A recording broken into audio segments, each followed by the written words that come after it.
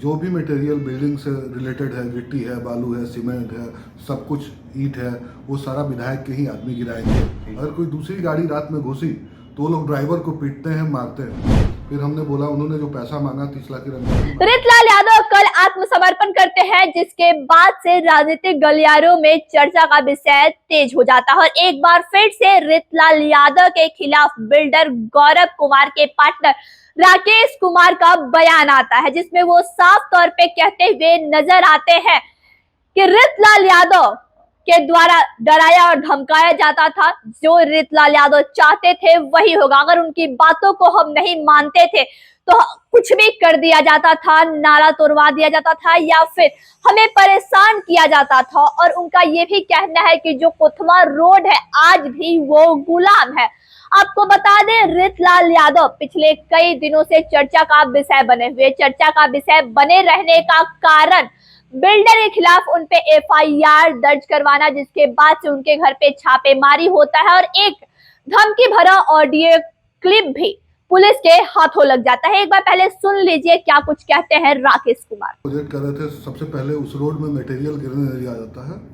जो भी material building से रिलेटेड है, गिट्टी है, बालू है, सीमेंट है, सब कुछ ईंट है, वो सारा विधायक के ही आदमी गिराएंगे। पिंकू भाई, उनके पिंकू भाई, धीरज भतीजा, हाँ भतीजा, नीरज, यही लोग गिराएंगे।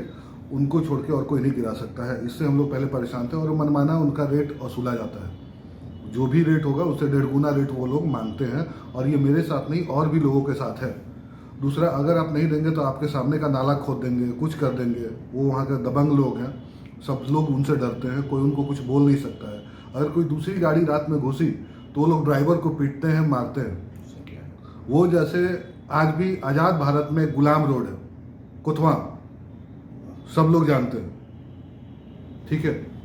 दूसरा, हम लोग दूसरा एक प्रोजेक्ट कर रहे थे जिसको विधायक जी ने बोला कि मेरे बुलाया, हम लोग को फ़ोन करके धमकी दिया और बोला कि मेरे से मिलने का आप लोग कभी कोशिश नहीं किए। हम तो पहला दिन बोले कि हमको ज़रूरत नहीं लगा आपसे मिलने के लिए, क्योंकि कोई वैसा आपसे काम नहीं है। तो फिर उन्होंने धमकाया कि इस एरिया में अगर काम करना है तो हमारे परमिशन के बिना नहीं हो सकता है। फिर हमने बोला, उन्होंने जो पैसा मांगा 30 लाख की रंगदारी मांगी, तो हमने बोला कि सर हम रंगदारी भी दें और मटेरियल भी आपके लोगों से लें, तो उस पर वो कुछ सुनने के लिए रेडी नहीं हुए और वो बोले कि ये सब बात हम नहीं सुनेंगे, हम जो बोल रहे हैं वो तुमको देना पड़ेगा, ठीक है। और फिर हम लोग मजबूर होके दे रहे थे, कुछ पैसा दिए भी थे, 14 लाख रुपए हम लोगों ने दिया भी था, सब मिला के। लेकिन बाद में हम लोग बहुत परेशान हो गए और परेशान होके हम लोग प्रशासन का शरण ली। अब कोई हमारे पास उपाय नहीं है, इसके लिए हमारे पे खतरा भी काफ़ी है और लोग बोलते हैं कि अगर तुम उन पे हाथ डालो तो बचोगे नहीं, तो मेरी जान को खतरा भी है। और फिर भी हम लोग, अब दूसरा कोई ऑप्शन बचा नहीं, हम लोग व्यापारी लोग हैं और कहाँ जाएंगे। जब उन पे केस हो गया तो ज़मीन वालों को खुद से बुला के कल रात में मीटिंग की है अपने घर पे, वो और पिंकू यादव, लोगों को डरा धमका के। और वहाँ के जो ज़मीन वाले हैं, छोटे लोग हैं, वो लोग डरते भी हैं, वो लोग पहले ही वहाँ से निकल चुके हैं। उनको ये बुला के कि अगर तुम बिल्डर को दोगे तो तुम्हारा बहुत नुकसान हो जाएगा, तो वो लोग कि बिल्डर से कैंसिल कर लो, ये ज़बरदस्ती प्रेशर बना रहे हैं और एक काउंटर केस डालने की साजिश कर रहे हैं। और कोई नहीं है, बाकी बेबुनियाद है। हम लोग प्योर व्यापारी लोग हैं जो कि सिर्फ और सिर्फ व्यापार करना जानते हैं।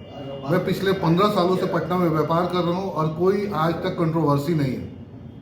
जिसके बाद से रितलाल यादव के यहाँ छापेमारी होती है। छापेमारी में 6 पेन ड्राइव भी बरामद किए जाते हैं। ऑडियो क्लिप, धमकी भरा ऑडियो क्लिप पुलिस के हाथों लगता है, जिसके बाद से रितलाल यादव काफी दिनों तक अंडरग्राउंड भी थे, लेकिन कल उन्होंने कोर्ट में आत्मसमर्पण किया। आत्मसमर्पण के बाद से एक बार फिर से बिहार के राजनीतिक गलियारों में चर्चाओं का बाजार तेज हो चुका है और रितलाल यादव अभी बेउर जेल में है, लेकिन रितलाल यादव के खिलाफ अभी भी सबूत मिल रहे हैं पुलिस को। और जो बिल्डर और बिल्डर के पार्टनर है वो खुल के बोलते हुए नजर आ रहे हैं कि उनको किस तरीके से परेशान किया जाता था, किस तरीके से उनपे दबाव बनाया जाता था। गोल, जहां 27 वर्षों के सफर में 17,000 से भी अधिक छात्रों ने डॉक्टर एवं इंजीनियर बनकर भरे सफलता की ऊंची उड़ान, जहां साधारण छात्र भी बिहार टॉपर्स बनकर बना रहे इतिहास। दूरदर्शी शिक्षाविद श्री बिपिन सिंह के मार्गदर्शन में मेडिकल एवं इंजीनियरिंग के लाखों छात्रों के लिए आशा की किरण के रूप में गोल द रिजल्ट फैक्ट्री